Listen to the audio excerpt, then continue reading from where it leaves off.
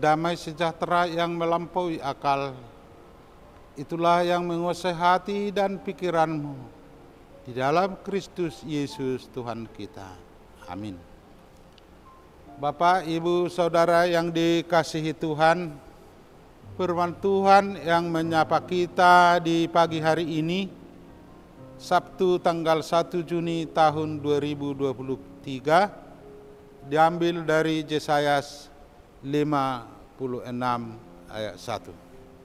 Dikatakan, beginilah firman Tuhan, taatilah hukum dan tegakkan keadilan, sebab sebentar lagi akan datang keselamatan yang daripadaku dan keadilanku akan dinyatakan. Beginilah firman Tuhan, taatilah hukum dan tegakkanlah keadilan, sebab sebentar lagi akan datang keselamatan yang adil yang daripadaku dan keadilanku akan dinyatakan. Demikian firman Tuhan. Bapak, Ibu, Saudara yang dikasihi Tuhan, setiap individu, setiap orang akan mendambakan keselamatan. Kita sering mengatakan shalom. Hidup yang shalom yaitu yang terhindar dari mara bahaya. Siapa kita yang tidak ingin hidup dalam atau jauh dari bahaya? Siapa kita yang tidak ingin keadaan kita damai? Yang berikut, siapa yang tidak ingin keluarganya sejahtera? Siapa yang tidak ingin hatinya tenteram? Itu adalah kehidupan shalom. Di situ kita lihat melalui pembacaan firman Tuhan, datangnya itu hanya dari Tuhan. Itu segala shalom atau yang dikatakan keselamatan itu hanya datang dari Tuhan. Dan itu jugalah janji Tuhan. Dikatakan keselamatan datang daripadaku. Keselamatan datang daripadaku. Jadi Bapak, Ibu, Saudara yang dikasihi Tuhan, konteks nats ini bila kita membaca dalam Yesaya 57 ayat 7 dikatakan betapa indahnya dari puncak bukit kedatangan pembawa berita yang mengatakan berita damai dan memberitakan damai dan memberitakan kabar baik, Allahmu itu Raja. Jadi penguasa dalam kehidupan kita, supaya hati kita damai, harus Allah itu Raja yang kita imani, yang mengatur segala kehidupan kita.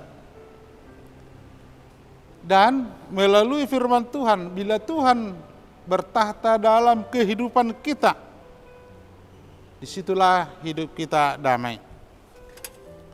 di dalam firman Tuhan yang kita dengar di pagi hari ini. Damai itu harus diusahakan. Damai itu harus diberitakan. Perbuatan-perbuatan damai harus dinampakkan oleh orang percaya. Itulah yang mau kita lihat dari pengalaman orang percaya atau orang yang sedang kena buang ke Babel. Dan melalui pembacaan firman Tuhan di pagi hari ini, mau diajarkan kepada kita, bila kita mau dalam shalom, hidup kita yang bertahta dalam hati dan pikiran kita, yaitu Allah kita sendiri, sepatutnya kita harus taat kepada hukum Tuhan dan menegakkan keadilan. Itulah makanya tadi kedamaian itu harus diusahakan atau diupayakan. Dan melalui pemberitaan firman Tuhan yang disampaikan penulis firman Tuhan yang kita dengar di pagi hari ini, yaitu penulis kitab Yesayas, itu mau mengingatkan kepada bangsa Israel. Orang Israel telah mengalami pembuangan atau mengalami kesusahan di Mesir. Jadi yang kita lihat dari peristiwa pelepasan bangsa Israel dari Mesir, itu telah sering didengar mereka. Sering mereka mendengar dari pengajaran dari para pengajar, bahwa keselamatan itu bagi orang Israel itu adalah tindakan Allah sendiri. Jadi untuk menerima keselamatan itu, si penerima keselamatan itu harus melakukan yang dimintakan oleh Tuhan, yaitu supaya mereka taat kepada hukum Tuhan dan sekaligus pelaku keadilan. Itulah yang kita dengar melalui pembacaan firman Tuhan di pagi hari ini. Dikatakan beginilah firman Tuhan, taatilah hukum dan taatilah keadilan, sebab sebentar lagi akan datang keselamatan yang daripadaku dan keadilanku akan dinyatakan. Keadilan Tuhan melalui kehidupan kita, melalui Allah kita yang bertahta dalam hati kita. Allah kita yang kita imani itu harus dinampakkan, yaitu kita menjadi saksi, yaitu pelaku hukum Tuhan dan pelaku keadilan. Jangan kita orang yang sudah ditebus atau dilepaskan Tuhan, atau yang telah diselamatkan Tuhan, menjadi pemerkosa hukum dan pemerkosa keadilan. Kita harus menegakkan keadilan. Itulah yang diserukan oleh firman Tuhan kepada kita semua, supaya kita adil kepada siapapun, berbuat kebaikan kepada siapapun. Kita harus taat aturan, karena peraturan itu adalah salah satu yang disukai oleh Tuhan. Di dalam pekerjaan kita sehari-hari, kita nampakkanlah hidup kita sebagai orang yang percaya, seorang yang dikuasai oleh Roh Tuhan, seorang yang dirajai atau orang yang bertahta dalam hatinya Allah sendiri. Orang yang percaya harus pelaku firman Tuhan. Oleh sebab itu, keselamatan itu telah dijanjikan Tuhan, dan itu sudah digenapi oleh Tuhan, yaitu melalui Yesus Kristus Tuhan kita. Keselamatan kita telah dinyatakan, dan Tuhan sendiri melalui anaknya Yesus Kristus, keselamatan itu bukan hanya lagi dinubuatkan, tetapi sudah nyata Kenyataan keselamatan itu telah dipenuhi oleh Yesus melalui penebusannya, menebus orang berdosa, dan kita dipersekutukan dan dipersatukan dengan Allah. Kesatuan kita dengan Allah, disitulah kita dapati kedamaian. Keselamatan itu telah dinampakkan kepada kita. Keselamatan itu telah diwartakan kepada kita.